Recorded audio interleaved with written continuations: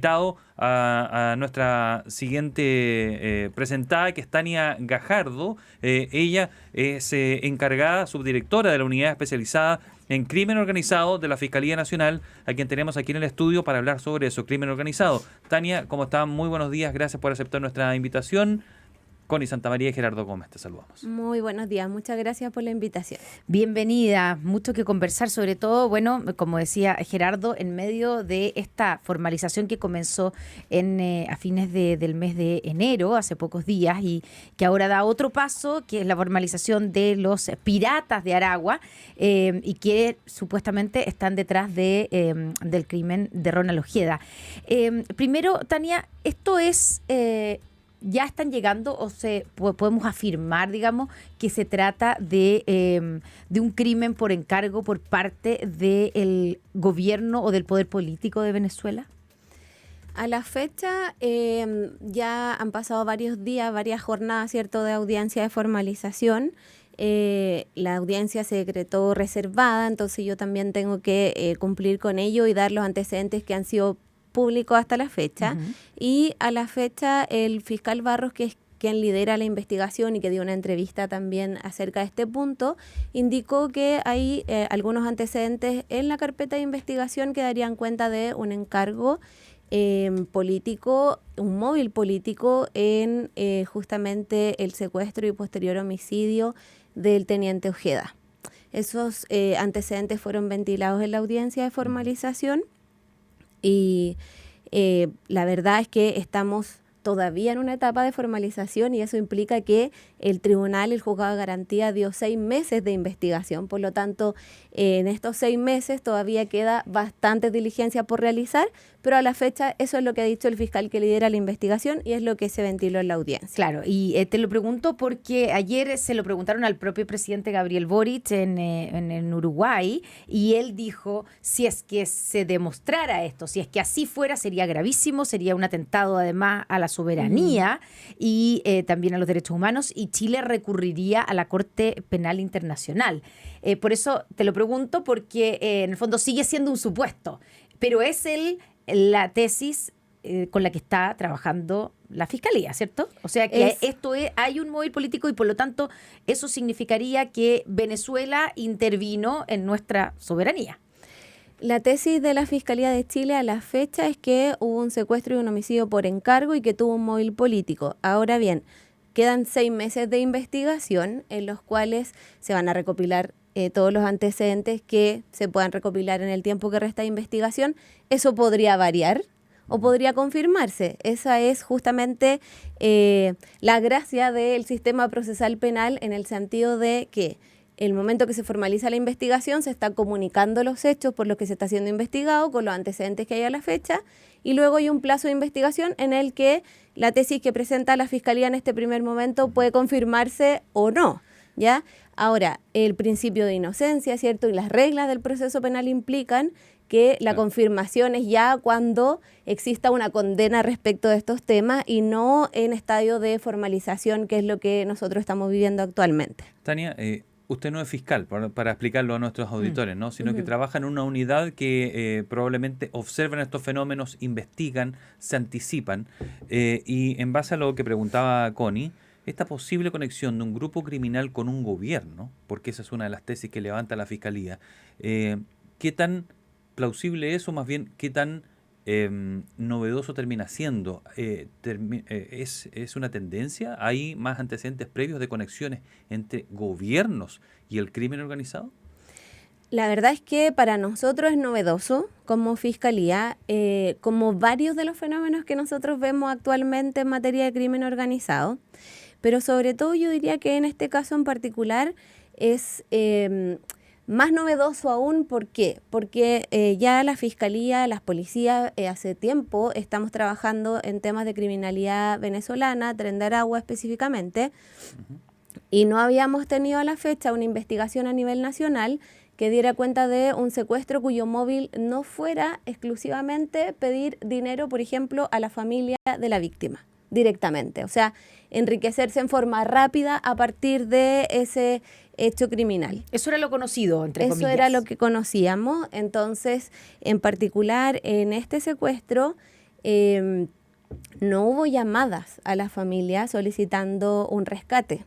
Entonces eso ya era curioso, ya era novedoso, ¿cierto? Y empezó a generar en el equipo ECO, que es el equipo contra el crimen organizado y homicidio, específicamente de la región metropolitana, liderado por el fiscal Barros, ir dando estos otros lineamientos de investigación hacia dónde iba esto, porque si no había cobro o rescate a la familia, otros tendrían que haber pagado, ¿ya? Y desde ahí empieza, ¿cierto?, esta tesis de la Fiscalía de ir buscando esta otra línea de investigación. Y cuando yo decía al comienzo, ahora se ha solicitado la extradición del turco Carlos Bobby, de Johnny Orozco, el Boti, ¿Chile estaba al tanto del nivel de organización que tenía el crimen organizado en nuestro país cuando lo teníamos aquí en Maipú? Estaban allí, lo enterraron allí, por decirlo de alguna manera. ¿Para ustedes esto fue sorprendente o cuando entienden y asumen que estamos en ese nivel de penetración del crimen organizado en Chile?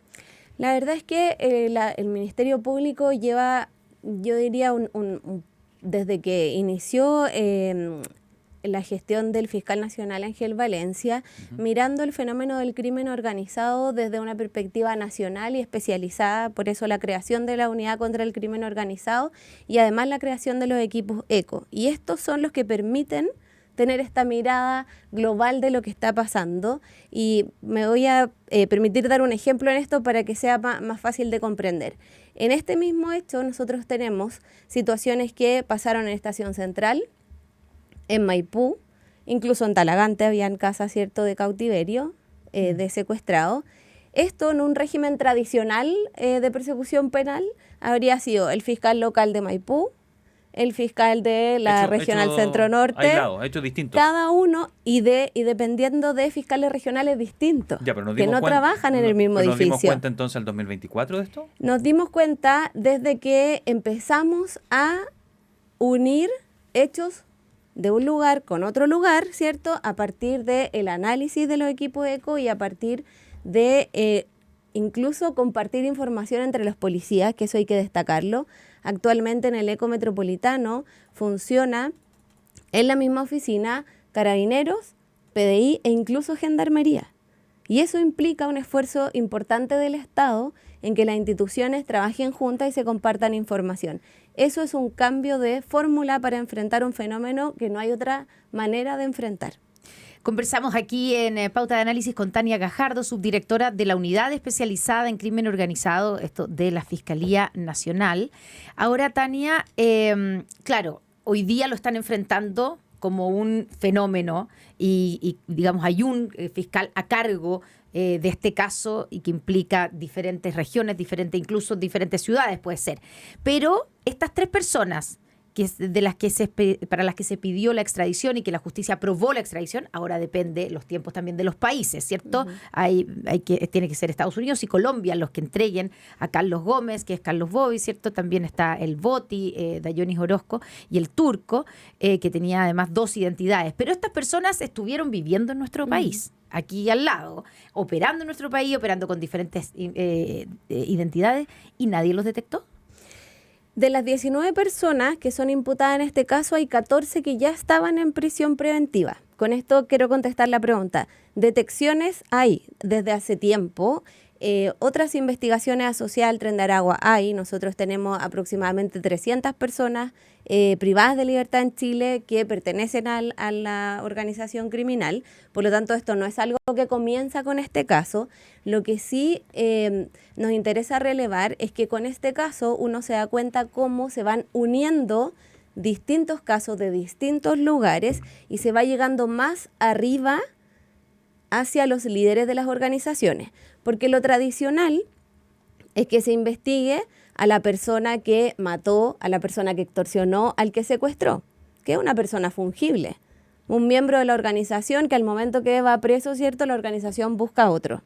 Eso se investiga siempre, por eso tenemos aproximadamente 300 personas privadas de libertad de esta misma banda y de otras organizaciones, pero esto de ir escalando y de ir uniendo empezó, yo diría, desde el Tren de Aragua en Tarapacá, desde los gallegos en Arica, y ahora lo vemos, ¿cierto?, en este operativo masivo y esta causa tan relevante de los piratas en la región metropolitana. O sea, aquí hay una diferencia, solo para puntualizar, que ustedes están llegando hoy día a los cabecillas. Podemos decir que los que están presos, cuando dice había 14 personas de los formalizados que ya están detenidos por otros casos, ¿cierto? Exactamente. Esas personas no son los organizadores de alguna manera de el secuestro y asesinato de Ronald Ojeda. Tienen entre las 19 personas que están siendo imputadas y distintos roles. Algunos tienen roles de mayor relevancia, otros de menor relevancia, pero hay de todo tipo de participación dentro de esas 19 personas, porque además no es solo el crimen contra el teniente Ojeda, también tenemos el teniente Sánchez, tenemos otros secuestros con homicidio, otras extorsiones a comerciantes, porque esto es un trabajo que implica, además de ir uniendo cabos entre las personas que participan, entre los miembros y llegando hacia arriba, es unir 10 hechos criminales del mismo grupo. Y así ha pasado, como les decía, en Arica, en Tarapacá, en Puerto Montt, que condena el Tren de Aragua el año pasado un juicio oral por trata sexual, en Rancagua también hechos de los piratas, en Calama, y el trabajo profundo y el trabajo que impacta es ese. Cómo se une un delito con otro, cómo se va llegando arriba.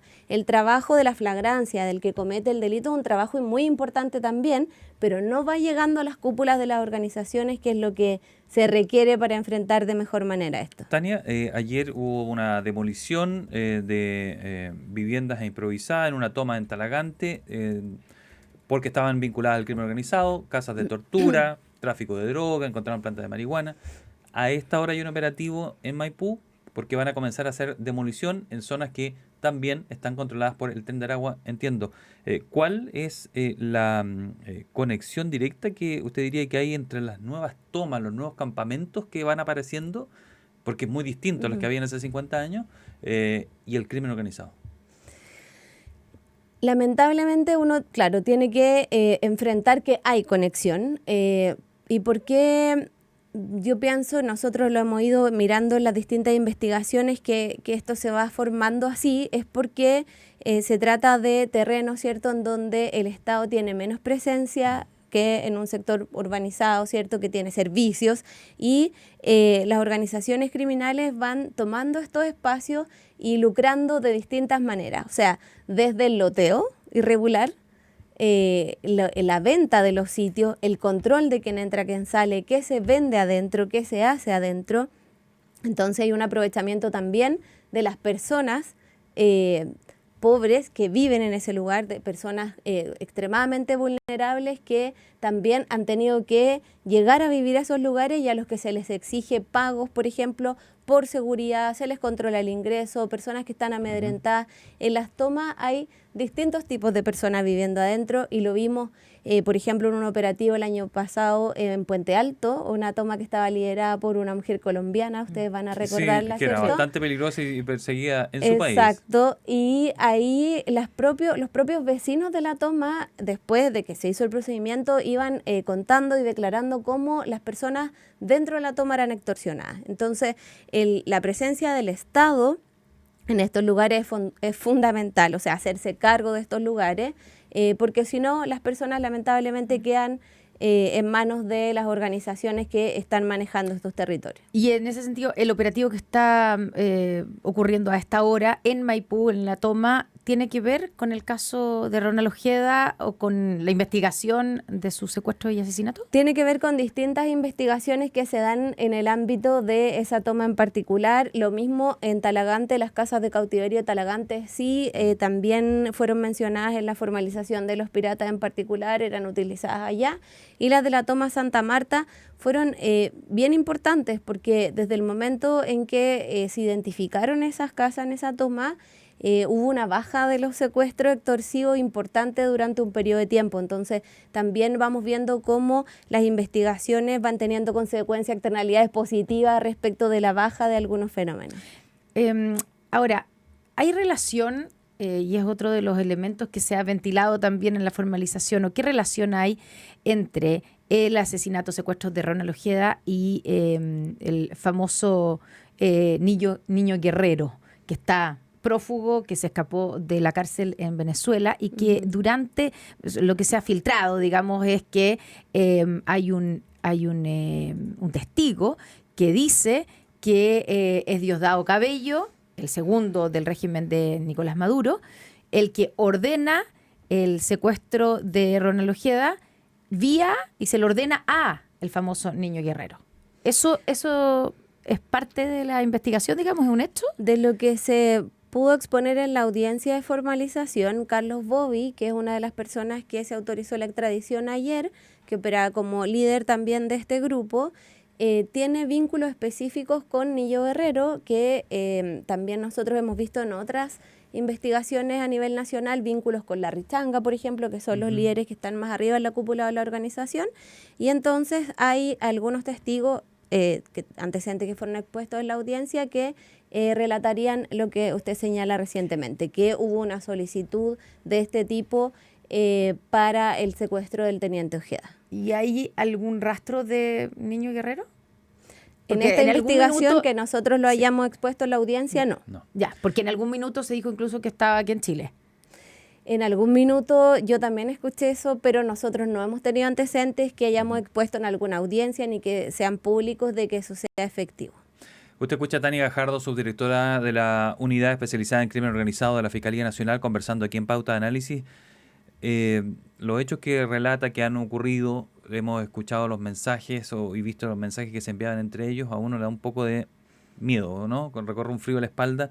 Y quiero saber si el convivir con el secuestro, la extorsión, es algo que tenemos que aprender a hacer de aquí en adelante aquí en Chile. Yo creo que no tenemos que aprender a hacer eso, que tenemos que seguir luchando como Estado, como lo estamos haciendo ahora, para ir y perseguir a los líderes de estas organizaciones criminales e ir bajando este tipo de criminalidad en Chile.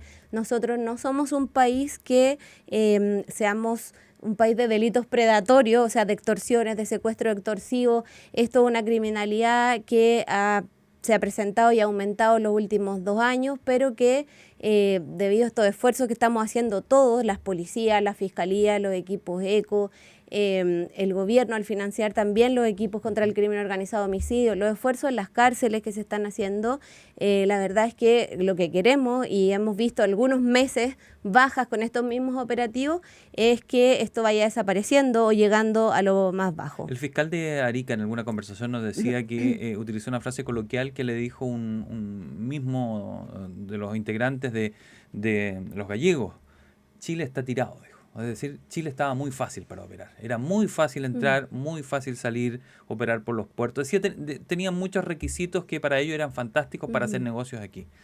¿Se puede acabar con este fenómeno? Si Chile está tirado, utilizando esa frase muy coloquial, significa que Chile es un lugar muy fructífero para la proliferación del crimen organizado.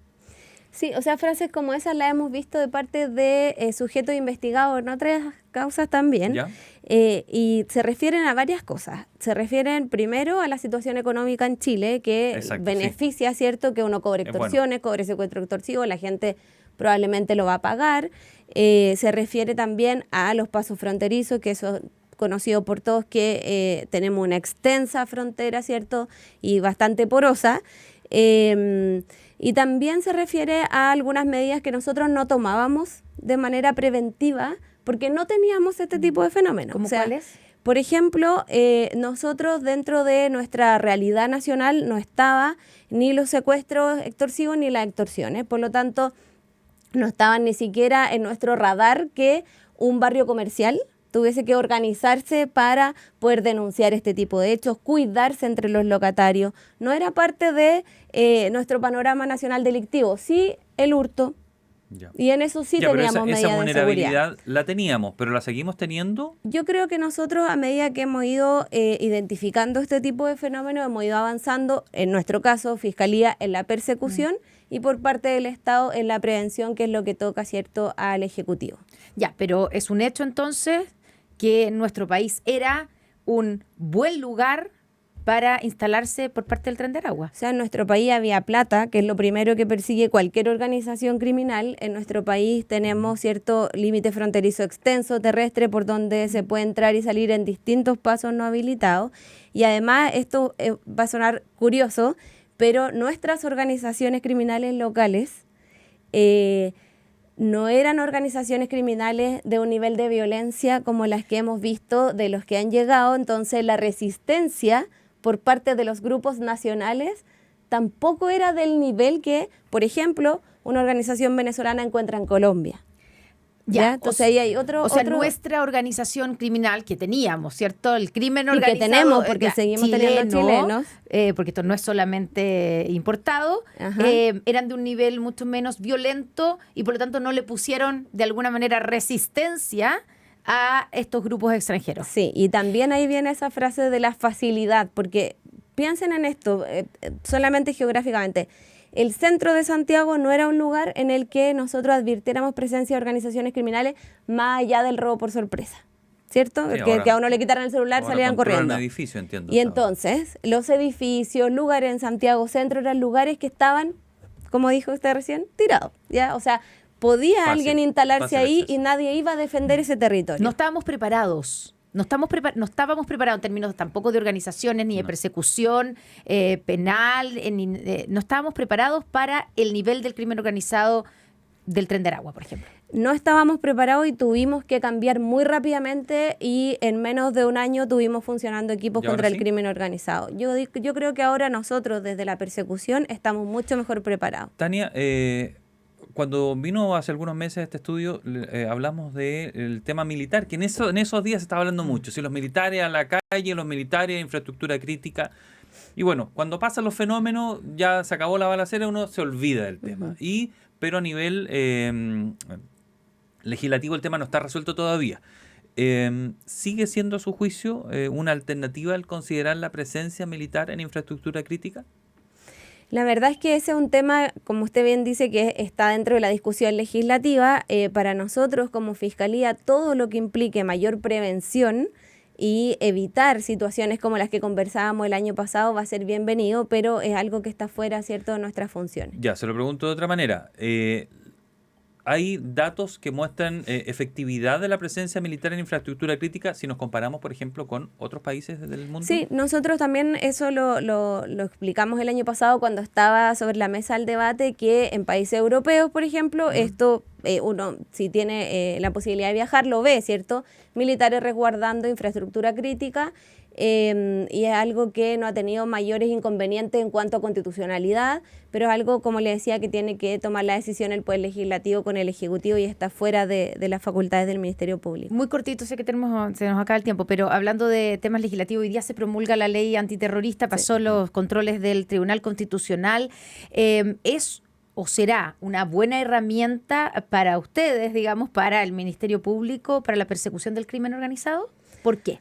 Nosotros esperamos que lo sea, participamos activamente cada vez que se nos invitó a la discusión y sobre todo yo diría que el hecho de que el tratamiento del terrorismo esté circunscrito a las asociaciones, pero que también se haya considerado esto del lobo solitario, que es una figura que también es frecuente dentro de este tipo de hechos, fue muy relevante para la Fiscalía y es relevante también la posibilidad del uso de tecnologías distintas a las que tenemos a la fecha posibilidad de utilizar, las interceptaciones, como el INSI Catcher, que es una tecnología que, y esto para informar bien, porque en algún momento salió una información un poco errada en una columna en la prensa, no suplanta identidades, lo que hace es, específicamente y para lo que está autorizado en la ley antiterrorista, es lograr identificar el lugar específico de donde hay una señal de antena de teléfono. Y esto en un caso como de secuestro, por ejemplo, es vital. O sea, ¿esa ley antiterrorista en caso de ustedes contra el crimen organizado sí les serviría? Sí, lo que pasa es que las herramientas tecnológicas como estas también la propia ley autoriza que se utilicen en casos de crimen organizado. Perfecto. Entonces incluso puede servir para rescatar víctimas de secuestro, de trata de personas,